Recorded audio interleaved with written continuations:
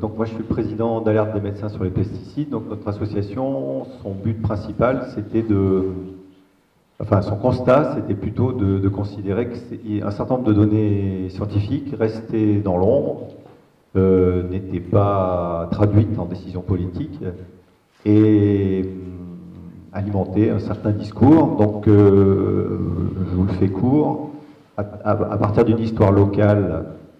On a créé l'association, on a été bientôt rejoint par des médecins d'un peu partout en France. Voilà. Moi, je vais suivre le plan des témoignages, enfin plus ou moins. La première idée que je voulais partager, c'était qu'en fait, elle concerne les professionnels de l'agriculture. Je crois que ce qui est important, ce sont les données sanitaires, mais ce qui est important aussi, c'est comment elles sont fabriquées, ces données. Et en fait, pendant de l'après-guerre aux années 2000, en France, les questions d'exposition des professionnels, les questions de conséquences pour eux d'une exposition aux pesticides ont été complètement négligées. À tel point que dans les années 90, la mutualité sociale agricole conseillait encore aux agriculteurs de faire attention aux pesticides. La principale voie d'exposition pour eux, c'était l'inhalation. Dans les années 50, aux États-Unis, on a montré que c'était la voie cutanée. Ça peut vous paraître quelque chose de l'ordre du détail, mais c'est absolument pas un détail en termes de prévention et d'organisation de la non-contamination des gens qui vont travailler justement. Là, on est dans un secteur de vigne, et bien après les épandages. Et si les salariés agricoles, si les travailleurs agricoles qui ont travaillé pendant des années sans aucune protection dans toutes ces tâches de réentrée ont un certain nombre de pathologies, c'est aussi parce qu'on les a pas étudiées, on n'a pas voulu les voir, on n'a pas voulu, et on n'a absolument pas tenu compte des premières données qui étaient sorties aux États-Unis à partir d'une école scientifique qui était les hygiénistes industriels. C'était pas du tout des hygiénistes agricoles, donc ils se foutaient comme de l'an 40 de ce qui se passait dans les exploitations, mais eux, ils avaient un mode de pensée assez pragmatique et ils ont tout évalué. Bref, l'histoire de l'exposition des professionnels, moi je la vis comme une injustice profonde, c'est-à-dire que c'est un milieu que l'on a laissé en dehors que l'on a privé de la reconnaissance des dommages qu'ils ont subis. L'expertise INSERM qui devrait mettre tout le monde d'accord, elle date de 2013, c'est dire si elle est extrêmement récente.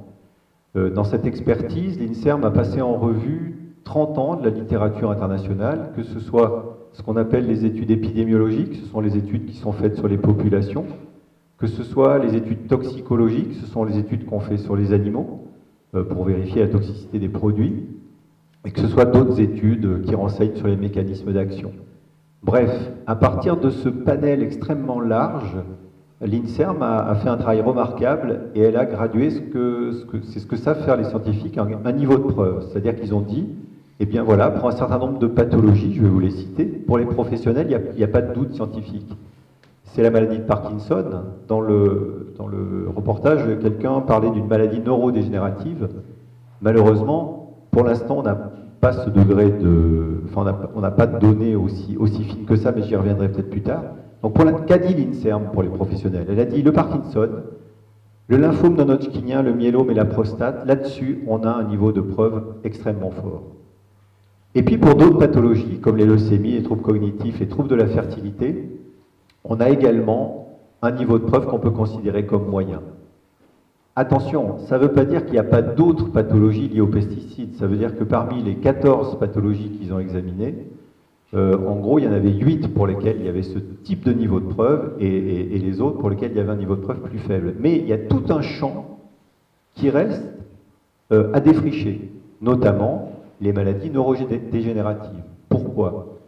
Un grand nombre d'insecticides sont des organophosphorés, par exemple, et les organophosphorés, ils agissent en modifiant, en perturbant l'action d'enzymes qui sont exactement les mêmes chez les insectes et chez les humains. Bien sûr, la dose est importante, et il serait idiot de prétendre que s'il y a un effet sur un insecte, vous allez avoir le même chez l'humain, c'est pas ce que je dis. Mais je veux dire, on utilise des perturbations de mécanismes d'action qui sont comparables. Donc voilà, ça c'est pour faire très vite sur les professionnels, mais c'est vachement important puisque ils ont été à mon avis, je sais pas comment qualifier ça, mais il n'y a eu aucune recherche, pour rester objectif, jusqu'aux années 2000. À partir des années 2000, ça change, et il y a un certain nombre de chercheurs en France qui font des études qui vous paraissent bien longues, c'est-à-dire qui disent, bon, en fait, si on veut obtenir des données solides, eh bien, il va falloir suivre des cohortes un peu plus longtemps. Il va falloir suivre des cohortes, c'est-à-dire on rentre des gens dans une étude, et puis on les suit pendant 10, 15 ans, et on compte les pathologies qui apparaissent.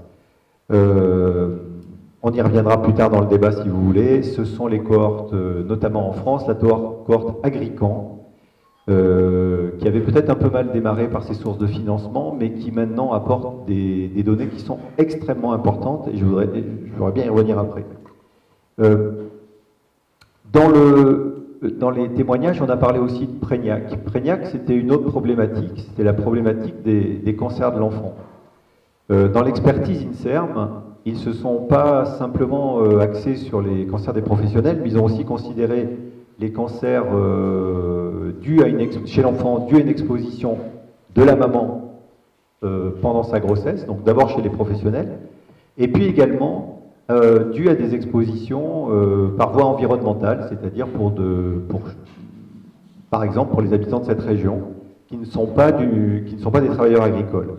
Eh bien, l'INSERM a gradué également là le niveau de preuve. Chez les adultes, le niveau de preuve est très fort pour la maladie de Parkinson. Depuis, sont sortis également les méningiomes. Et chez l'enfant, le niveau de preuve est considéré comme très fort pour certaines malformations, des malformations cardiaques, etc., et les troubles du neurodéveloppement.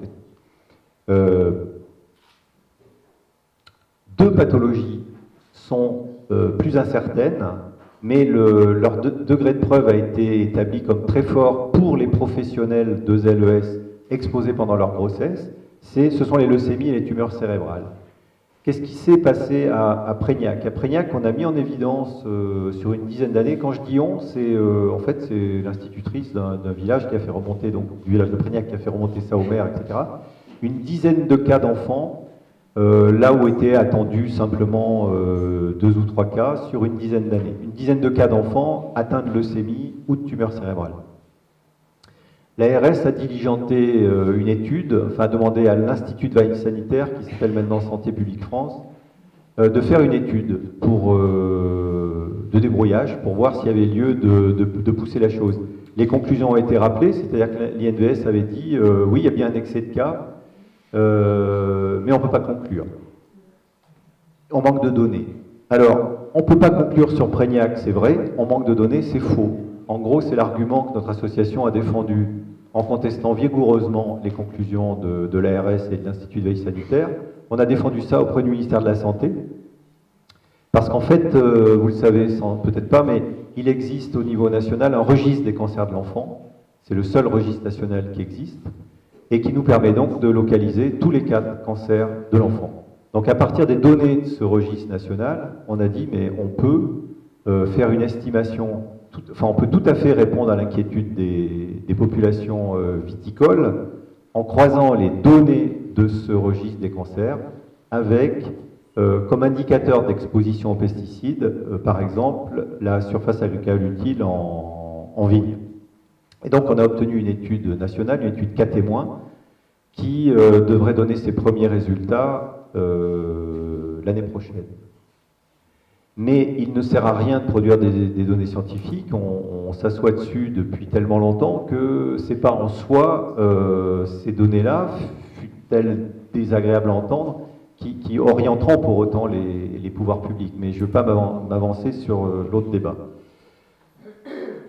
Voilà, donc sur Prégnac, on a demandé 2 études en fait. On a demandé celle-là, on a demandé une deuxième étude, puisque celle-là, on va toujours nous objecter que c'est une étude cas témoin, je vous le fais court, les études cas témoins, on peut toujours les critiquer sur la méthodologie, etc. Et puis elle reflète le passé. Et donc on a demandé en même temps une étude de biosurveillance. Une étude de biosurveillance, c'est une étude qui consiste à déterminer sur les individus, à partir de prélèvements d'urine ou de cheveux, s'il existe des traces, si on retrouve des traces de pesticides, et notamment de pesticides classés CMR. Je vois les noms sont inscrits derrière moi. CMR, ça veut dire cancérigène, mutagène, reprotoxique, donc susceptible d'entraîner le cancer ou des troubles de la reproduction et de la fertilité. Perturbateurs endocriniens. Et donc, ça nous paraît extrêmement... Alors, cette étude va sortir un peu plus tard, sans doute dans 2 ans, je pense. Tout ça, c'est très long, je l'entends bien, mais ce n'est pas nous qui décidons. Et ça nous paraît extrêmement important, puisque la première nous dira ce qui s'est passé, et la deuxième va, en quelque sorte, nous donnera des indications sur ce qui va continuer de se passer. C'est-à-dire que si on note que les populations riveraines sont plus exposées au CMR ou au PE ou à certains d'entre eux que les populations loin des vignes, il me semble qu'il y a des conséquences en termes de prévention sanitaire extrêmement fortes à prendre. Voilà notre raisonnement en tout cas. Qu'est-ce que je voulais annoncer, que vous dire de plus? Sur les perturbateurs endocriniens, je voulais juste, pour faire court là aussi, vous dire qu'en 2015, pour la 2e ou 3e fois, l'Endocrine Society, qui est la société qui rassemble les endocrinologues du monde entier, c'est 18 000 chercheurs, a fait sa 2e compilation de la littérature internationale, et ça se conclut par ces mots: il n'y a plus de doute, c'est des scientifiques qui s'expriment comme ça, sur le fait que les perturbateurs endocriniens jouent un rôle dans l'explosion des maladies chroniques, que sont l'obésité, certains cancers hormonodépendants et les troubles de la fertilité. Ça ne veut pas dire que les perturbateurs expliquent tous ces troubles, ça veut dire qu'il n'y a pas de doute sur le fait qu'ils en expliquent une partie. Simplement, c'est l'importance de cette partie qu'on ne connaît pas. Voilà, sur les données factuelles, il y en a d'autres à donner, mais je vais m'arrêter là.